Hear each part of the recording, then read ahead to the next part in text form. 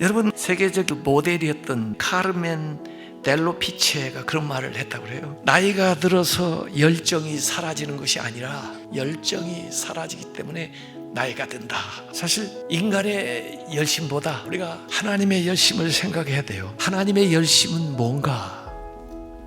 우리에 대해서 살피시는 사려 깊음, 인내, 그리고 하나님의 그 뜻을 성취하시는 결단력, 그리고 만물을 다스리시는 하나님의 주권적인 행동으로 나타나는 게 하나님의 열심입니다. 저는 이 하나님의 열심을 우선 하나님의 사랑에서 찾고 싶습니다. 하나님의 사랑은 그 안에 너무 우리를 사랑하시기 때문에 우리를 향한 사랑을 다른 것들하고 나누고 싶지 않은, 그래서 심지어 하나님 우리를 제일 사랑하시는데 우리가 하나님을 제일 사랑하지 않으면 질투하시는 그걸로 나타나요. 그래서 하나님 제일 싫어하는 게 우상 만드는, 우상 섬기는 겁니다. 십계명에도 제일 앞에 우상에 대한 이야기나 우상 만들지 마라, 우상 세우지 말아라, 저러지도 말고 섬기지도 말아라.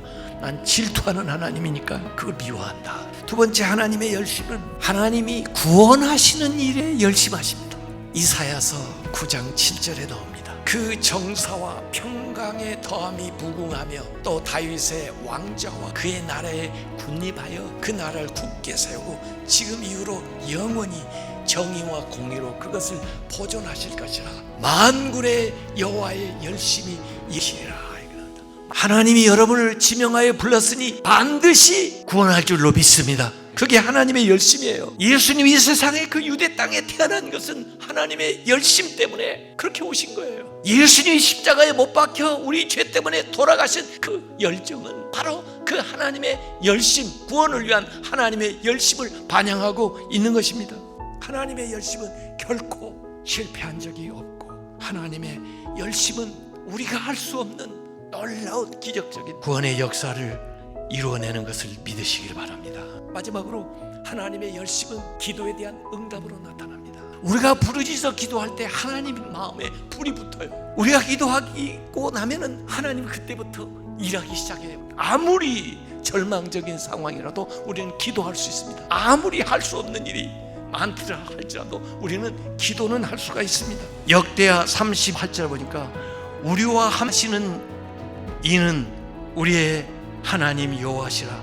반드시 우리를 도우시고 우리를 대신하여 싸우시리라.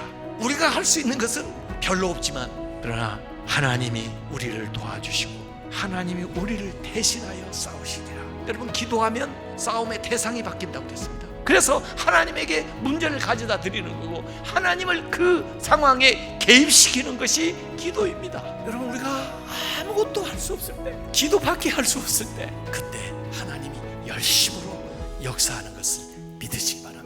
하나님은 우리를 사랑하는 데 있어서 두 번째가 아니에요. 제일로 우리를 사랑하시는 하나님이에요. 하나님은 우리를 구원하기 위해서 모든 방법을 다 동원하시는 분이에요. 그게 하나님의 열심이에요. 하나님은 우리의 기도에 가장 좋게 응답하시기 위해서 하나님은 열심으로 일하시는 하나님을 믿으시기 바랍니다.